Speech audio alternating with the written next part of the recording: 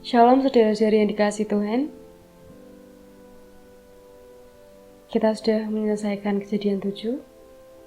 Jadi mari hari ini kita akan lanjut kejadian 8. Yang akan saya bahas hari ini adalah kejadian 8 ayat 1-14. Firman yang akan saya sampaikan ini berjudul bencana pasti berlalu. Siapa di antara saudara yang suka sama pelangi? Saya tuh suka sekali saudara. Itu dari kecil udah suka banget. Jadi kalau ada pelangi itu langsung lari keluar gitu, girang nyintam sampai lompat-lompat gitu. Sayang sekali sepertinya udah lama banget saya tuh nggak lihat pelangi gitu. Memang dengan bertambahnya usia, jadi bukan seperti masa anak-anak yang waktunya masih banyak di rumah, yang bisa bermain-main gitu. Membahas tentang pelangi itu terjadi karena adanya cahaya dari matahari yang menembus tetesan air hujan. Kita tahu kalau hujan itu pasti susah kemana-mana, apalagi kalau hujan petir gitu kan, menakutkan saudara. Biasanya kan kalau hujan tuh kita nepi dulu di rumah dulu, nanti kan jadi schedule berantakan dan lain-lain itu. Saya juga kalau sebenarnya itu kalau hujan tuh bukan gak suka ya, cuman saya gak sukanya sama petir. Jadi kalau misalkan gerimis itu kadang waktu kecil tuh suka main hujan-hujanan, cuman memang itu, tapi itu gak boleh terus, ada bikin sakit ya sebenarnya. Jadi kalau petir kan kita tahu petir tuh menakutkan ya saudara, apalagi kalau kita lihat petir menyambar tanah, menyambar pohon atau menyambar orang sih, itu kan bahaya saudara. Jadi memang saya juga sendiri parno gitu. Nah tapi bagaimana bisa setelah hujan badai, setelah hujan petir itu ada sosok indah yang muncul, yaitu pelangi. Di kejadian 8 ayat 1-14 itu diceritakan bagaimana Nuh dan keluarganya itu ada dalam bahtera itu selama berbulan-bulan, bahkan setahun lebih. Saudara bisa bayangkan selama setahun melihatnya cuma kapal aja. Jadi contohnya aja saudara sebulan saja di rumah gak keluar, itu pasti rasanya mungkin bosan ya saudara. Jadi kayak Nuh ini sampai setahun lebih di kapal, di bahtera itu ngeliatnya cuma istrinya, ngeliatnya cuma binatang-binatang. Hebatnya itu mereka gak bosan gitu saudara. Apalagi situasinya itu kan badai hujan ya, hujan badai gitu gak berhenti-henti, mereka tuh bisa tetap tenang gitu. 2 poin yang bisa saya dapatkan dari ayat-ayat tadi, itu yang pertama, menghadapi masalah besar. Kita tahu apa yang Nuh dan keluarganya hadapi, yaitu air bah.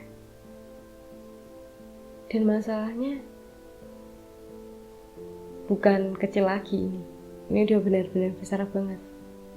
Dan juga itu nggak cuma sehari gitu, menenggelamkan seluruh ciptaan itu nggak cuma 1 hari gitu.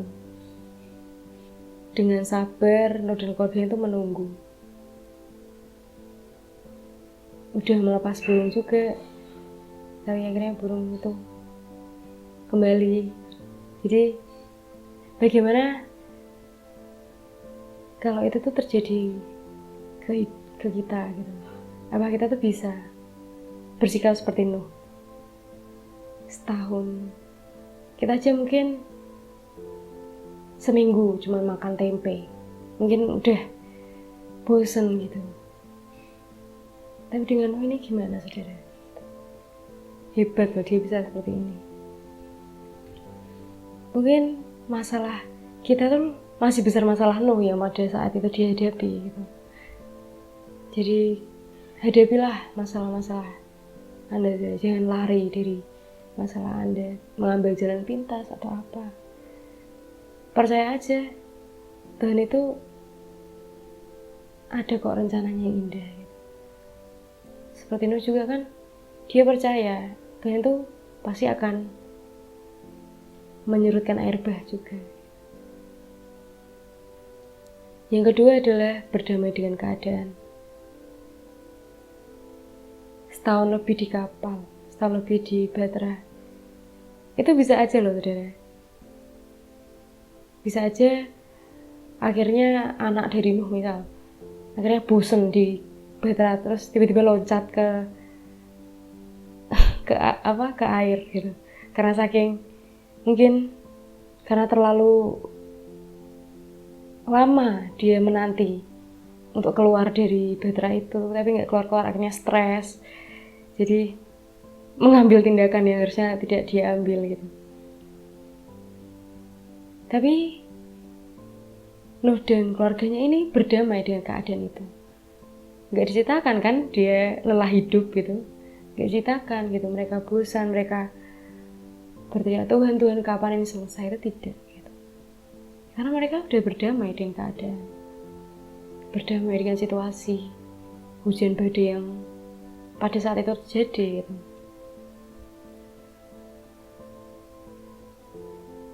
Mungkin keadaan yang sedang saudara alami juga saat ini sedang berat.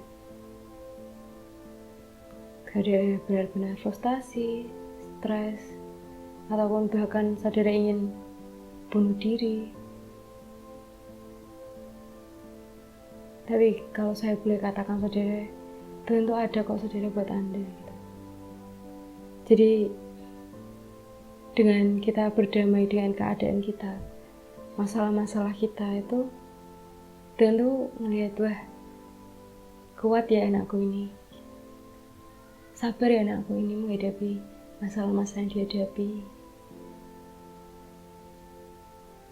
Saya pernah saudara, waktu itu kan putus sama mantan saya terakhir itu. Saya nggak terima, apalagi kayak masih sayang gitu, masih pengen sama dia. Lama banget itu move on-nya, sampai udah beberapa bulan. Apalagi ya kayak nangisin dia gitu.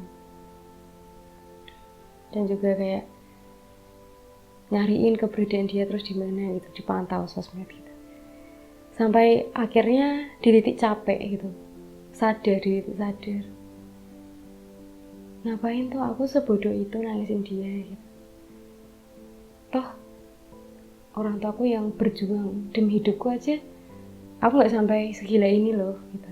Gak sampai melakukan hal-hal yang aneh-aneh, sampai nangisin malam-malam, sampai gak tidur gitu buat mikirin cuman cowok doang gitu. Itu berarti kalau saya udah sadar, berarti saya sudah berdamai dengan keadaan. Saya udah menerima akhirnya kalau hubungan saya dan mantan saya itu akhirnya tidak bisa dilanjutkan lagi. Saya menerima hal itu. Ya proses memang lama saudara. Gak ada yang instan, cuman mie instan. Gak bisa saudara. Memang apalagi ketika kita berseteru dengan orang gitu, gimana proses yang kita lalui, ya itu damai itu susah.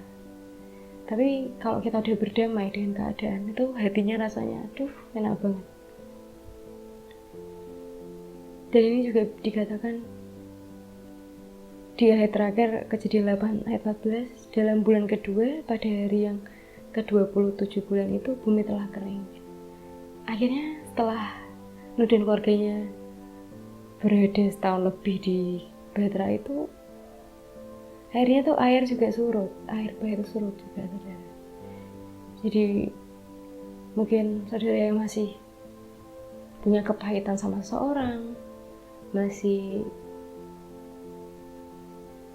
mungkin saudara yang belum, atau saudara yang sedang melakukan kesalahan sama orang tapi saudara susah untuk minta maaf, jadi kan hati saudara malah gak tenang gitu. Tapi percaya kok saudara, ketika sudah berdamai, sudah free gitu, nanti rasanya enak banget gitu. Jadi marilah kita tuh bisa seperti Nuh ini. Dia bisa menghadapi masalah yang besar. Dia bisa berdamai dengan keadaan yang bisa dibilang itu benar-benar keadaan yang sangat-sangat mengerikan, karena ada di veteran selama beberapa bulan, selama setahun lebih. Jadi kiranya apa yang bisa saya sampaikan hari ini bisa menjadi renungan, bisa menjadi reminder buat saudara semua. Amin, terima kasih.